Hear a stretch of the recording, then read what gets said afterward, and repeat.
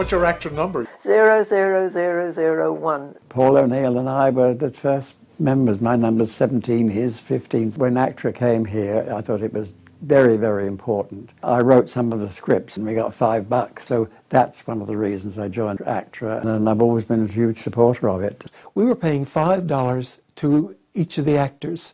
I started telling these people, you've got to form an ACTRA branch here. John Holmes came in with me, and we got an ACTRA branch going here.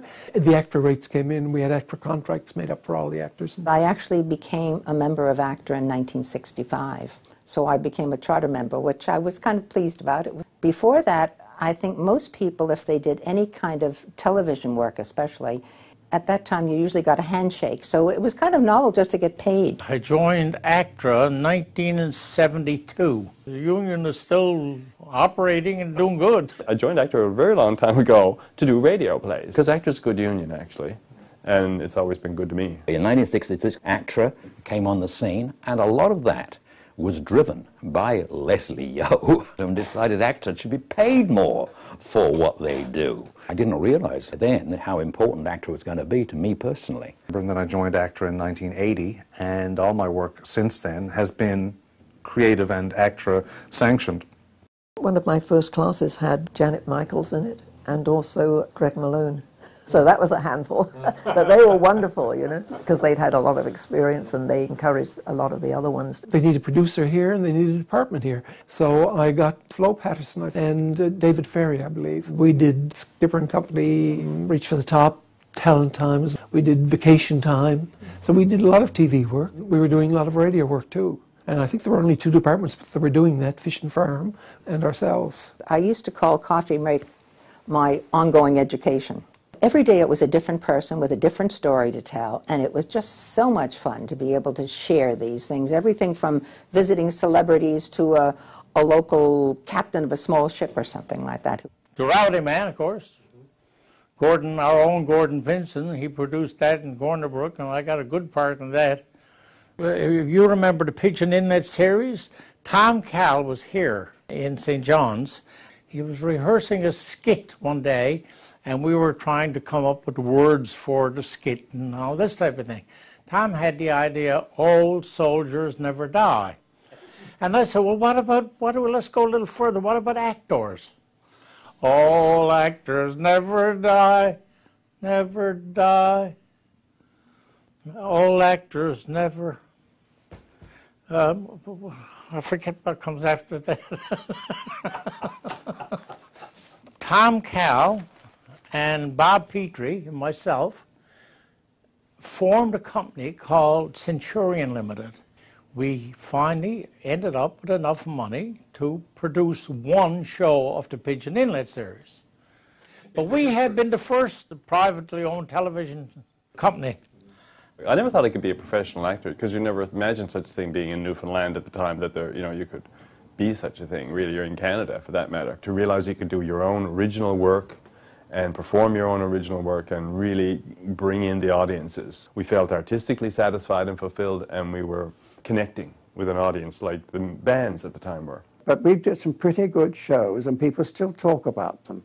And we started developing local artists. Tommy Sexton and Mary Walsh and all of them are coming down to the radio building when we were doing radio plays down there. It was very, very popular. I loved it here. It was easygoing. People were so friendly. It was so enjoyable. And you could get enough to eat. The birthday party at 84, the St. John's Players did it, and John Moyes directed it, and I played the lead role in that, Meg. I still didn't understand what it was about. But I won the Best Actress Award for it, which I thought was wonderful. The film that I worked on was Faustus Bidgood, with Andy Jones and everybody else in St. John's, 700 speaking parts. That was an amazing experience. Bob Joy was there and Rick Boland was there. Mike Jones was there. There was a whole group of us. Right. Some great performers in there. Benny Malone had a great turn in the show. Greg Malone, of course, was in it. Maisie Riley, fantastic. Tommy Sexton, fantastic. Mary Walsh, Kathy Jones, the Codco crew. A huge number of local people involved. Everybody was local. Yeah. And some amazing performances in that show. And in the mid-90s, then, I had a proposal with Steve Palmer and Ed Rich to do a comedy satire show, The Great Eastern. Absolutely. That was a huge success for us. I've been warned not to work with these people, that they were crazy and they were maniacs and stuff. And I've never worked with a more selfless group of people. I look at it as the best work that I've ever done. When I got the ACTRA award, Bob Joy was there from New York, giving me the award. He said, if it wasn't for Paul, I wouldn't be here today. He said, he really encouraged me. And he said, I went off to New York and I've never looked back. So that was very nice to hear. I met John Holmes that day, and John was instrumental in introducing us more to television. That was really exciting. And then later on, people that I worked with, people like Paul O'Neill. First and foremost, Derm Breen, but he was the one that invited me to do Coffee Break, which was, of all the different things I did with the CBC, that was probably one of my favorites. A director, Don Haldane, he was one of the ones that I would hold up to glory. Gordon, of course, Gordon Pinson, our great friend. We were self-taught, I have to say, you know what I mean? And we learned by our mistakes, and that was it. The audiences is what gave us our support and our inspiration night after night. Really, that was it. Two of the most important people are the people that I met when I joined the St. John's Players. One of them was John Moyes, who has directed me, and I trust enormously in his understanding of theatre. And the other one was Dennis Ferry. I learned so much from Dennis as well. You have to do a lot of things on your own. You had to put yourself on the line. You have to take risks. If you're lazy, forget it. Stay home. Quit now. You're ahead. Even if you don't work a tremendous amount for ACTRA, become a member, take part. You have to do everything, otherwise you can't work all the time. You have to be able to do it all. And make your own show from the ground up. You got to write it, you got to direct it, you got to perform it, and then you got to practically produce it. It is easy to do things because there is a paycheck.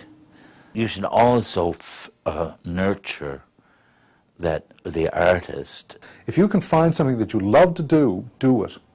Somehow or another you'll find a way to make it happen for you. John Holmes was always a good actor. In fact, he beat me out, and I haven't forgiven him. I think competition is the spice of life, yes. That's what it's all about. It's competition. The audience laughed their heads off, and I was hooked. I had to wear a dress and a bandana, so I was hooked. Because I was so fascinated by it, and I enjoyed it. I hated working in an office. I don't think there was any question with me that I could do anything else. Every summer I get phone calls from people who visit St. John's, and the only reason they're in St. John's is because they used to listen to the Great Eastern.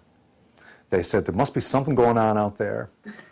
Let's go see what St. John's is all about. We had to instill in ourselves a sense of our heritage and our culture that was not Cinderella of the Empire or Poor Sister in the Canadian Confederation.